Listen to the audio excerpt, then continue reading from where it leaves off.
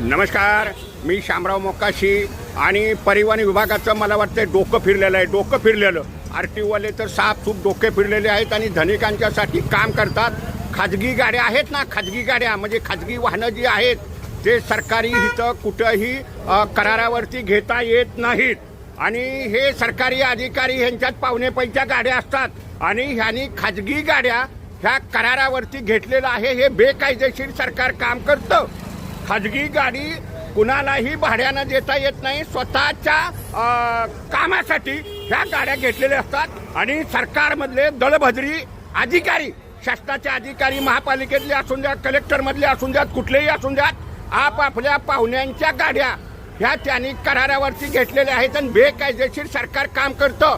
ह्याच्यासाठी कायद्यातच तरतूद आहे.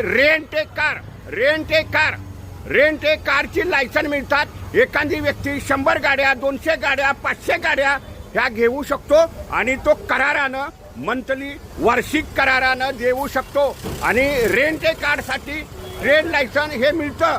ट्रेड लायसन मिळाल्यानंतर प्रत्येकानं ह्या गाड्या भाड्यानं घेऊन, सरकार सुद्धा भाड्यानं घेऊ शकतं गाड्या ह्या. परंतु सरकारचे अधिकारी लाचखोरी असल्यामुळं खाजगी गाड्या ह्या करारावरती घेतलेल्या आहेत.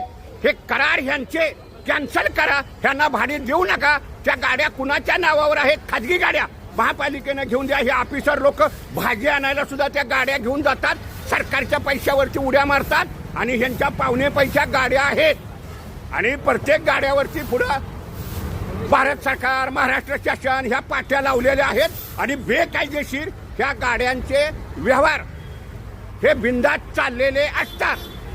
तर रेंट ए कार हे जर लायसन असेल तर तीच गाडी भाड्यानं घेऊ शकतात आणि महाराष्ट्र शासन परिवहन विभाग रेंट ए कारसाठी लायसन देतं.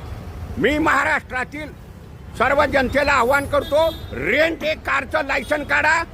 100 गाड्या घ्या, 200 गाड्या घ्या, त्याच्यासाठी तुम्हाला कर भरावे लागतात, लायसन मिळतं आणि ह्या गाड्या तुम्ही सरकारला सुद्धा भाड्यानं द्या. त्याच गाड्या घ्यायच्या असतात, पण खाजगी गाड्या कुठल्याही भाड्यानं घेता येत नाहीत. हे शासनाचे अधिकारी, सरकारच खोटं काम करतं आणि बेकायदेशीर हितं व्यवहार केले जातात आणि अर्थार्जन मिळवलं जातं.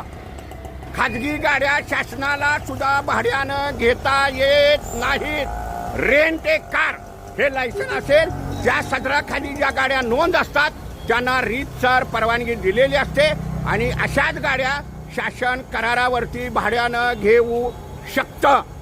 बेकायदेशीरपणे